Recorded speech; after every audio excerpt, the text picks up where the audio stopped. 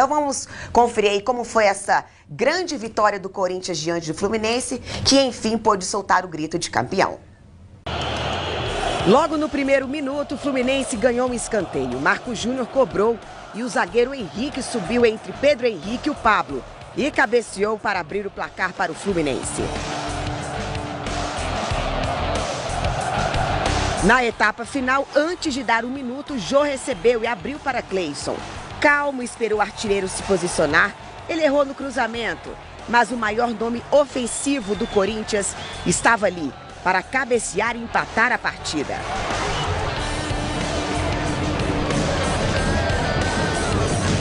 E com 3 minutos, um chutão de Kaique foi desviado por Jô. A bola chegou até Cleison, que cruzou. Depois a bola bateu no travessão, a sobra ficou com o Jô de novo, de cabeça. O Timão virou a partida em 3 minutos e meio.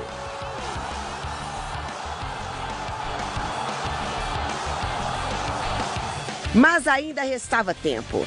Jadson, que entrou no lugar de Camacho com fome de jogo e com a pancada cruzada de direita, fez o terceiro gol do Corinthians e selou o heptacampeonato. Uma vitória que não foi fácil, né? No segundo tempo e depois das substituições, o Camacho saiu para a entrada do Jadson, só que aí só deu Corinthians. Corinthians virou a partida em 3 minutos e meio e você sabe que essa foi a primeira vez que o Corinthians virou e garantiu a vitória, né? Para você ver, Luciano, o Corinthians... Em 2017. Exatamente, o Corinthians estava predestinado a conquistar o título ontem. Não poderia passar de ontem e isso aconteceu em lances de extremo oportunismo, presença diária do Jô, o jogador mais fatal desse Campeonato Brasileiro Série A.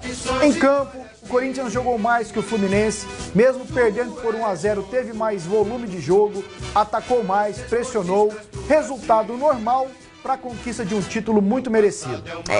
Agora vamos ouvir o que o Fábio Carille disse após essa conquista. Logo que acabou o jogo ali, que fez 3-1, que eu fiz questão de cumprimentar o Abel, comecei a lembrar lá de trás, cara, né? No começo, a desconfiança, Fábio não entende nada de futebol, um desrespeito enorme, primeiro com o ser humano, né? Não respeitam, estou muito ciente do que eu estou falando, não respeitam, sabe? Te pregam ali na parede e começam a te jogar pedra sem saber. E são burros ainda, né? Porque nem espera começar o ano. Espera. Dá 1 mês, 2 meses para cornetar, para falar mal. Não. Simplesmente Corinthians é anunciado...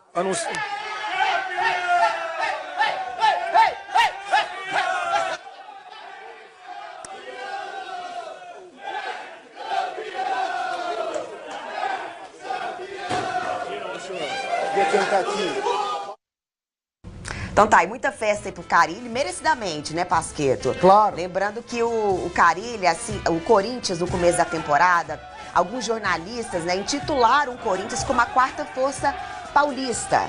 E isso não aconteceu. E isso era natural pro momento. Você pegava o elenco do Palmeiras, pegava o do Santos e do São Paulo, o Corinthians... Era a 4ª força? O Corinthians tinha o pior dos 4. O Carille, ele tá dando uma cutucada, ele tá por cima da carne seca, ele pode. Agora, generalizar que não pode. Quem te chamou de ruim de serviço, Carille? Quem falou que você não entendia nada de futebol? Não, mas ele não ia inventar isso. Sim, mas dê nome aos bois. O fulano de tal da emissora tal disse que eu não entendia nada de futebol. O fulano de tal, esse, apostou em mim. Dê nome aos bois. É justo, é simples e é honesto.